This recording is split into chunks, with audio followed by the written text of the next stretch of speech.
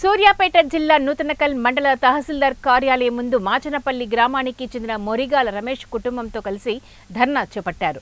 దిర్శలపల్లి గ్రామంలో survey number 79లో court వివాదాస్పదంలో గల భూమి 1.18 గుంటలు ఇతరులకు ఆక్రమంగా రిజిస్ట్రేషన్ చేసినప్పటికీ తహసీల్దార్ జమీరుద్దీన్ను తమ పేరు మీద రిజిస్ట్రేషన్ చేసేంత వరకు ధర్నా విరమించేది లేదంటూ రమేష్ గౌడ్ కుటుంబ సభ్యులు ధర్నా చేశారు. ల్యాండ్ కొనడం జరిగింది. కొన్న తర్వాత అప్పటి పరిస్థితుల్లో ఏంటంటే అప్పుడు ఈ నలుగురు పేరు మీద ఉంటే ఏదైనా మనం చేసుకోవడానికి ఇబ్బంది అవుతుంది. మన నలుగురిలో ఒకరైనా రాచకొండ అయోధ్య తండ్రి బుచ్చయ్య పేరు మీద చేద్దామని వీళ్ళు అనడం జరిగింది.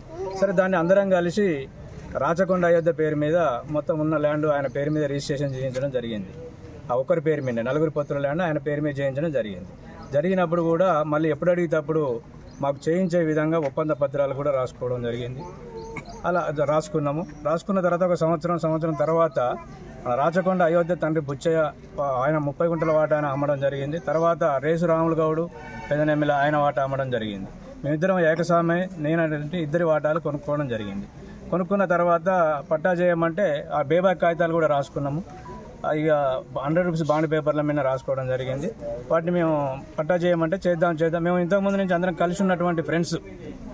ఆయన ముందే మోసం చేయాలనుకున్నట్టుంది, నాకు అది అర్థం కాలేదు.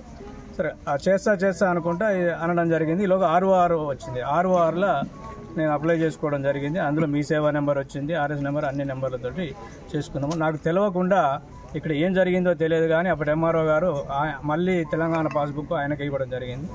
ఆయన ఏం చేసిండు, ఆ బుక్ను తీసుకొని పోయి సివిల్ కోర్టులో ఈ ల్యాండ్ నాదే అని చెప్పేసి ఆ కేసు కోర్టులో వేయడం జరిగింది. అటు కోర్టులో వేసిన తర్వాత నేను కూడా మరి ఇదేందని చెప్పేసి జస్టిస్ కోర్టులో వేయడం జరిగింది.